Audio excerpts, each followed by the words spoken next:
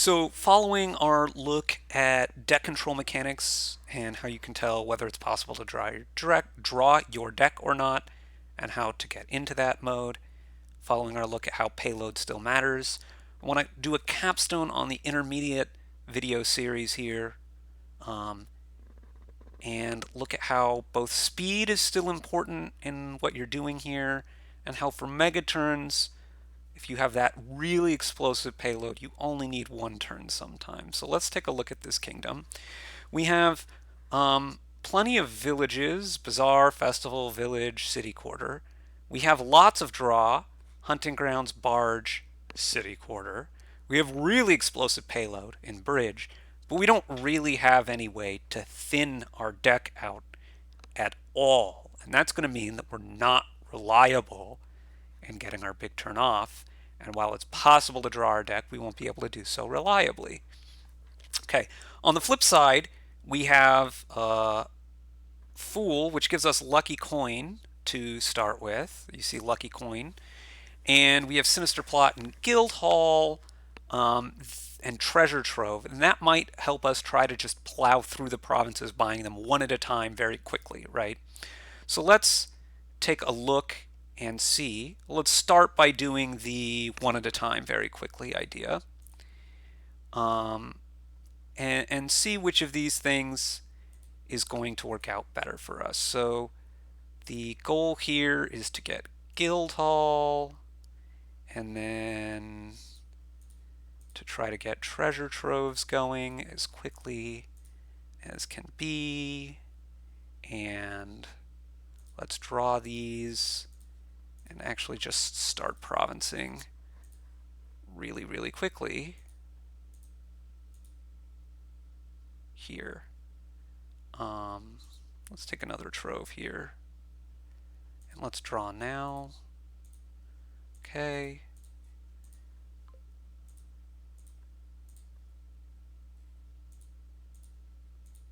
And as you can see, we're pretty quick. We have 4 provinces on turn 10, 5 on turn 11, 6 on turn 12, 7 on turn 13, and 8 on turn 14. So let's check out the alternative.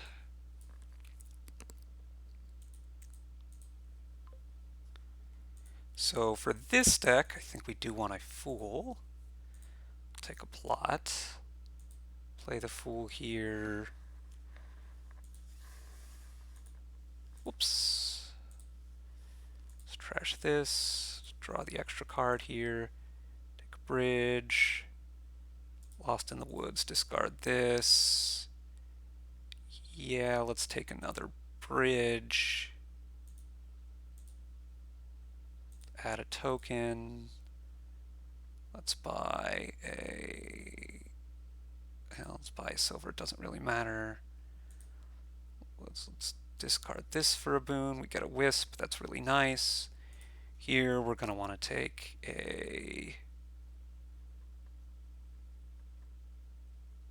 barge.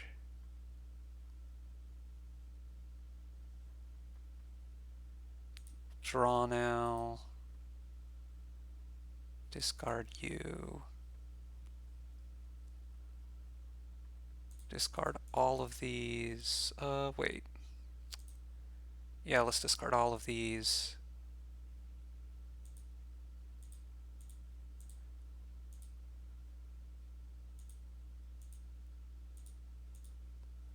Get another bridge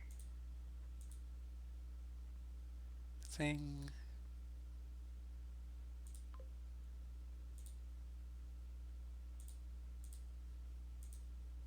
Take another bridge, city quarter. Lost in the Woods.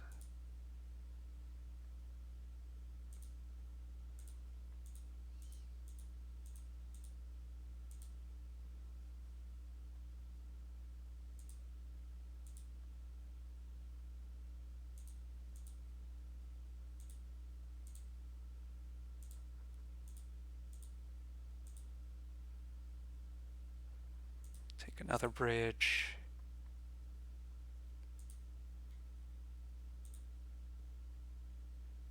top deck. We want to top deck this, I think. Add a token, grab another bridge, and go.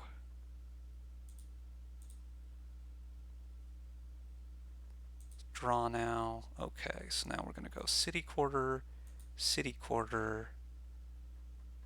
barge now.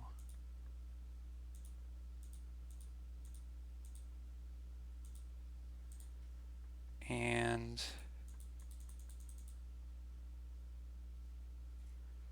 4 provinces and 2 duchies.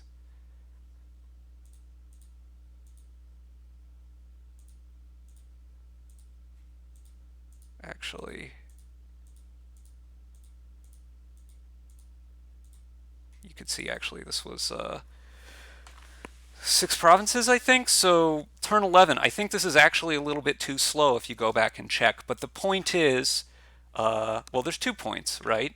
The 2 points I'm trying to make here are that, first of all, you need to watch out for things that go straight for provinces very fast with the Treasure Trove Guildhall thing.